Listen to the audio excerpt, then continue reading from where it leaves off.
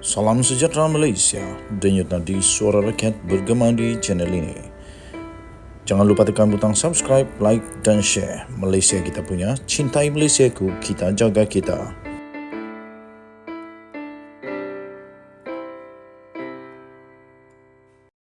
Salam sejahtera Malaysia. Selamat pagi tuan-tuan dan puan yang dihormati sekalian. Lebih kurang sehari atau 2 hari lagi sahaja lagi. 2 hari saja atau 3 hari sahaja lagi, rakyat Malaysia akan menyambut Hari Raya. Selamat Hari Raya dan selamat berpuasa. Tuan-tuan, saya ingin ucapkan special terima kasih kepada semua yang sudah bersama-sama dalam channel ini, sudah menjadi member. Bagi anda yang belum, sila tekan butang subscribe, like dan share. Anwar melawan Dr. Mahathir. Ini beberapa pilihan untuk Perdana Menteri di mahkamah. Ini beberapa pilihan yang rakyat Malaysia perlu tahu. Ramai tak tahu tentang perkara ini. Jadi anda kena tahu apa sebenarnya yang berlaku di antara Mahathir dan juga Anwar Ibrahim. Seorang ahli parlimen yang juga adalah seorang peguam, pengamal undang-undang yang memang terror dalam undang-undang, iaitu Hassan Karim, telah pun menggariskan beberapa kemungkinan pembelaan untuk Perdana Menteri Malaysia, Datuk Seri Anwar Ibrahim, di dalam pertikaian undang-undang yang berlaku di antara Dr. Mahathir Mohamad dan Datuk Seri Anwar Ibrahim. Tuan-tuan dan puan-puan, ini ramai yang tak tahu yang saya ingin kongsikan kepada anda semua. Tuan-tuan, memandangkan Dr. Mahathir tidak memfailkan saman, ahli parlimen ataupun peguam itu berkata perkara itu sebenarnya boleh dibincangkan tanpa perasaan takut untuk melakukan subjudis, iaitu sedang dipertimbangkan oleh mahkamah dan oleh itu tidak boleh diperkatakan di khalayak ramai. Jadi sebenarnya tuan-tuan dan puan, Mahathir sebenarnya perlu untuk membuktikan di mahkamah bahawa ucapan Perdana Menteri Datuk Seri Anwar Ibrahim yang didakwanya sebagai memfitnah itu adalah merujuk kepada dirinya, Mahathir Mohamad, dan bukan orang lain. Seperti yang kita tahu, di dalam ucapan Anwar Ibrahim, Anwar tidak menyatakan sebarang nama. Anwar tidak menyatakan sesiapa pun nama. Tetapi yang perasan namanya itu, yang perasan ialah dia adalah Mahathir. Lagi pula menurut Mahathir, media telah merujuk itu sebagai dia. Jika ucapan Anwar yang didakwa Mahathir itu sebagai fitnah, maka fitnah itu dipanggil slander, slander, iaitu ucapan lisan. Seterusnya, jika ucapan lisan itu pula diterbitkan kemudiannya dalam bentuk tulisan, maka fitnah sedemikian pula dipanggil libel.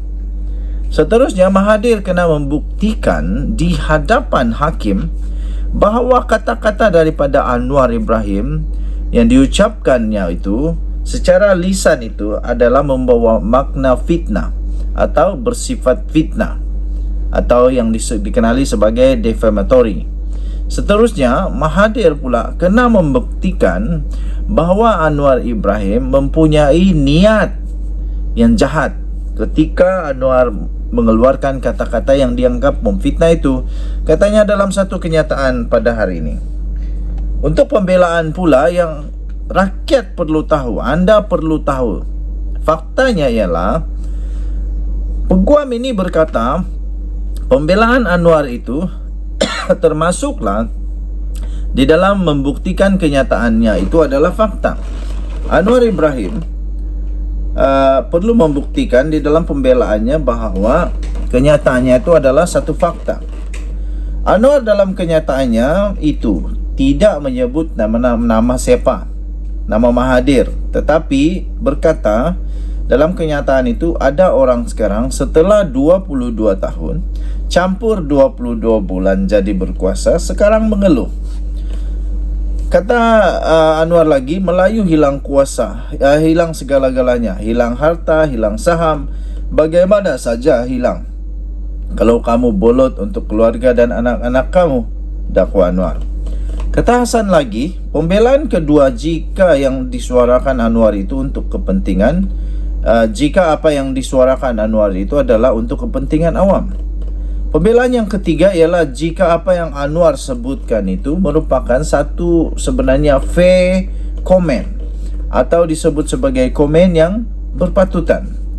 Pembelaan keempat pula ialah jika tiada niat jahat dalam menyatakan pendapatnya dalam ucapan berkenaan. Pembelaan terakhir adalah bahawa ada kemungkinannya Datuk Seri Anwar Ibrahim, Perdana Menteri Malaysia ini, diberi perlindungan atau privilege, termasuklah perlindungan bersyarat atau disebut sebagai qualified privilege, katanya. Kesimpulannya, Hassan berkata pertempuran undang-undang antara dua musuh politik itu sangat menarik. Nampaknya politik di Malaysia masih lagi dalam lingkungan politik civilized ataupun bertamadun. Bila bertentangan dan bersengketa, masing-masing tidak angkat senjata seperti apa yang berlaku di Sudan, Afrika sekarang ini. Ahli-ahli politik yang berbalah dan bermusuhan di Malaysia masih boleh menyelesaikan sengketa mereka di Mahkamah Keadilan, jelasnya. Itu yang terbaik ya tuan-tuan dan puan-puan. Ini yang sepatutnya memang berlaku di Malaysia. Jangan terus melakukan perkara yang salah, tetapi perkara yang betul dilakukan ialah memang untuk pergi mahkamah. Mahathir dan Anwar seperti yang kita ketahui memang sudah lama bersengketa, sejak dari 1998 lagi.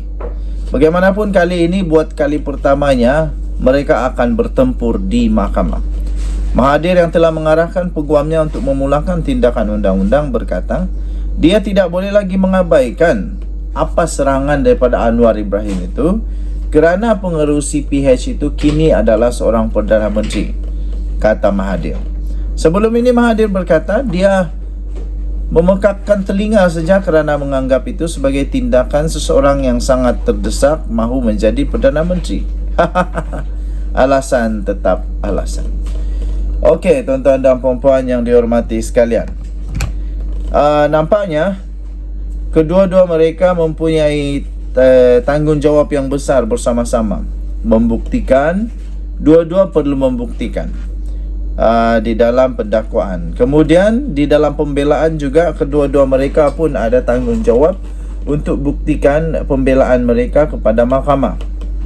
Tuan-tuan dan puan-puan yang dihormati sekalian, Mahathir pun mempunyai satu tanggungjawab yang besar.